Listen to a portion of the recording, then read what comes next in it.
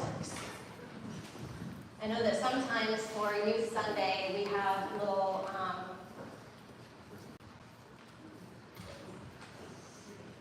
figures. Thank you. Like little people. That's not right. Little figures that join us.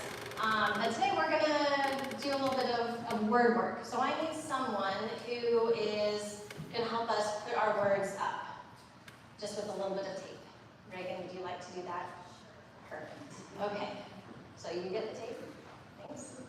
Here's a couple to get started. All right. So at the very beginning of our service, we always have an opening prayer.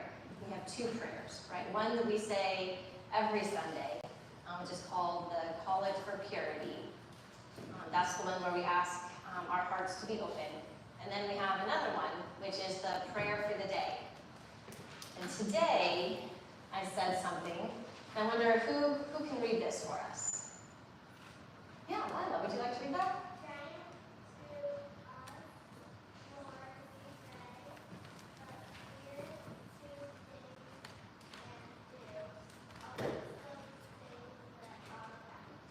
Perfect. Thank you. All right. So Reagan, can you take that up to the top?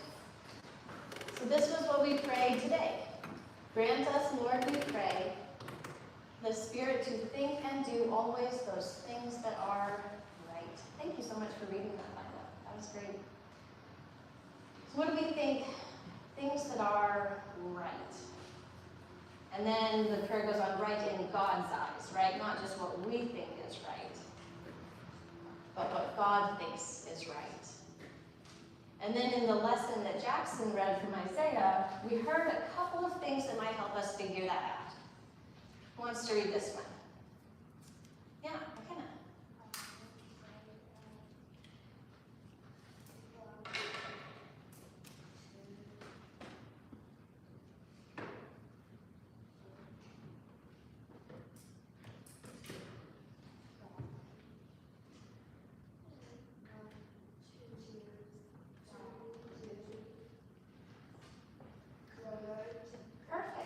Learn to do good. Thank you so much. All right, Reagan's going to put that up. So that was one thing that Isaiah said, learn to do good.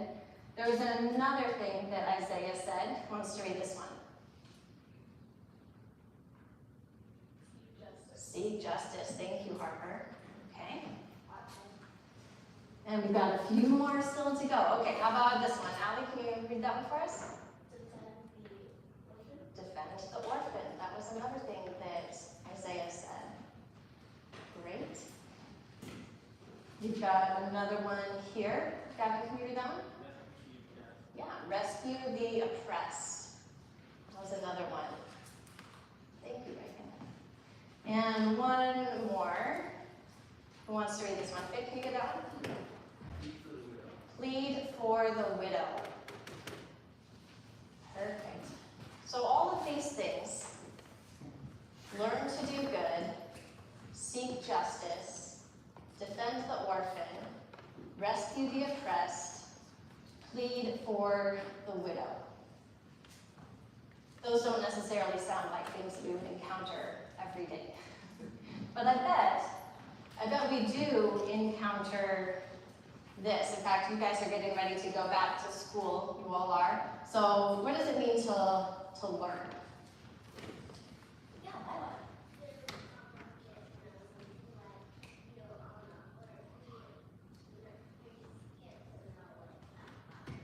Yes, exactly. We get to know about God in here. You're going to get to know about the world at school. So learning is about getting to know, okay? And then what else about learning is important? So we're finding out things that we didn't before. Do you think that we stop learning? No? What about at the end of the school day? NJ?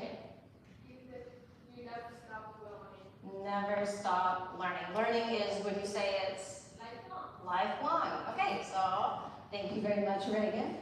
And learning is lifelong. I wonder, do we always get it right? When you take a test, even if you've learned it, do you get it right? No, I don't. So it's not perfect, right? It's kind of we're gonna make mistakes. That's very true. Great. So learning is lifelong. So this learning to do good, we're not gonna get it right at first. It's gonna be a lot of getting to know things. And it's gonna take our whole lives. We're gonna keep learning. So then let's look at these ones. Defend the orphan, rescue the oppressed, plead for the widow. What do some of those have in common that might help us think about that in our daily work? How about the words defend, rescue, and plead? What do those make you think of?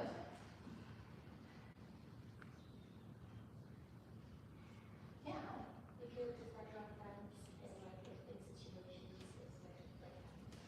Yeah, perfect. So standing up for people. Okay, great. Standing up. I like that. Okay. And what are some other words that kind of maybe mean the same thing as rescue or plead or defend? Protect. Protect is a great word. Thanks. What goes along with some of those? Maybe just a couple more words. Assist. Assist. Yeah, assist, help. Those are great words. Awesome. Okay. So we know that we're going to be practicing this a lot. This doing good stuff. It's going to take us our whole lives. We're not always going to get it right. But we are being called to help, to assist, to stand up, to protect. So who are we being asked to help or to stand up for? Yeah, Sam. For God? Yeah, absolutely. So we're being asked to stand up for God. And how might that be manifest in our world? Yeah, Finn. In need, sure. People in need. That's great. Those who are in need. What's another good word for people who are in need? Vulnerable. Yes, fantastic. What does that mean? Someone who's in need, someone who's invulnerable. They are maybe, I've got one more word here, a couple words. Yeah, Lila. At risk of harm. Perfect, thank you.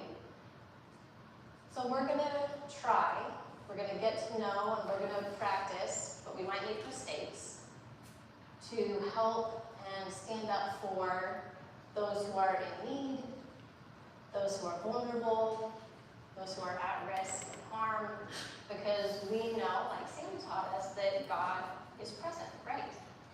Yeah. There's one more that was in Isaiah, seek justice. What might that mean in your kind of day-to-day work at school? Sometimes when we talk about justice, we think of it as like big picture things, changing the world.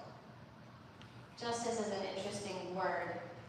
You know, when you're typing up a paper and you have to make sure that the margins are the same. Do you remember what that's called? Yeah, justified, right. And that means that everything is in alignment. So when we are seeking for things to be in alignment with what God is telling us is right and good. So seek justice for us could mean to seek to be in right relationship with God and with one another. So how does that kind of sound for breaking it down? And does anybody have an idea for how this might be lived out in a day at school?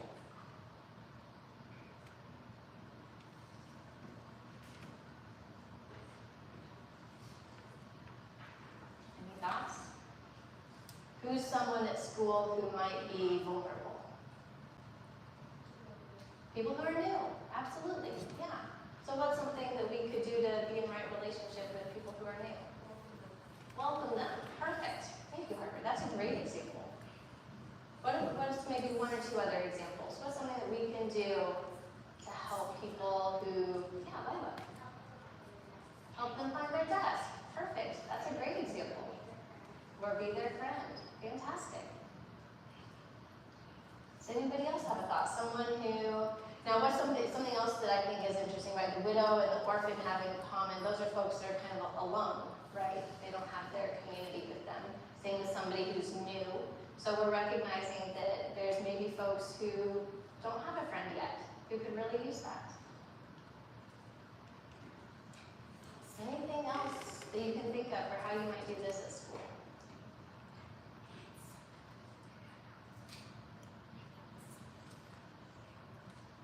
I think that you have some great examples, and I think that you'll be able to think about this more and notice, right, when somebody needs help.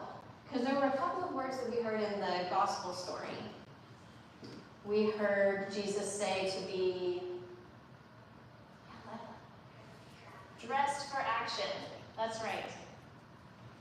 You can definitely overlap this. So Jesus said, be dressed for action. He said to be alert. Thanks, Allie. And he said to be ready. So what does that make you think of? If you're talking about helping someone at school, and then we also take into account being alert and dressed for action, how does that help us understand it? Yeah, absolutely. We always want to recognize when someone needs our help. And we want to be ready to step in and help them. And that's not always easy, is it? No. Sometimes we second guess, or we feel nervous about helping out, or we maybe wonder what our other friends might think. So the hope is that when we come to church each Sunday, we're going to practice this being friends with people, helping out folks in need, even if it's just helping someone get coffee or find the bathroom. So that way when we're out and about in our daily life, that's a stronger memory for us, right? And we can remember, oh yeah, it felt good to help someone. It made a difference for them. Any final thoughts on what we're learning today? Does anybody have a story of when someone helped them and you felt like you needed some help?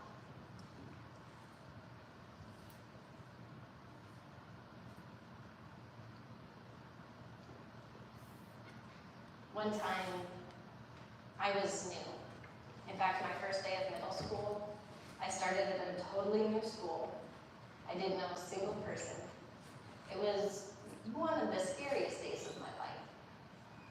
And can you imagine what the scariest time of that day was? Lunch. That's terrifying.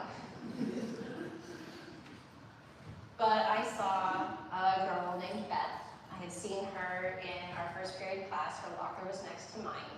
And so it took me a lot of courage, but I asked her if I could eat lunch with her.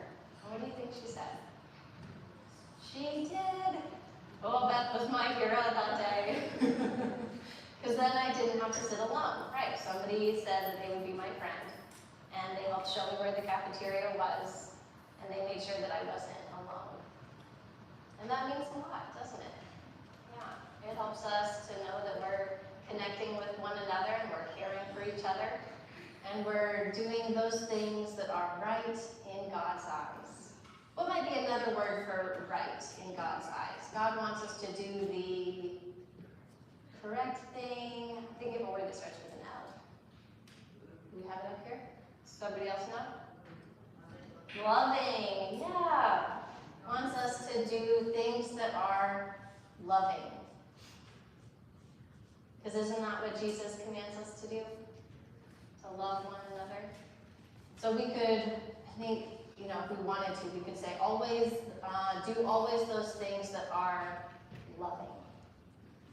I know that's going to be hard at school. There's going to be a lot of old friends that you want to catch up with, maybe even some people that you want to impress. Maybe sometimes that you are just feeling tired. But do you think you can try to remember to do the loving thing? To help out those who are in need? And to stand up for those who maybe need a friend? Yeah. And if you mess up, that's okay. We'll come back next week and we'll talk about it some more. Awesome. Any questions, any last thoughts before we? Oh, thank you guys. This was so wonderful. Thank you, Reagan, for your help.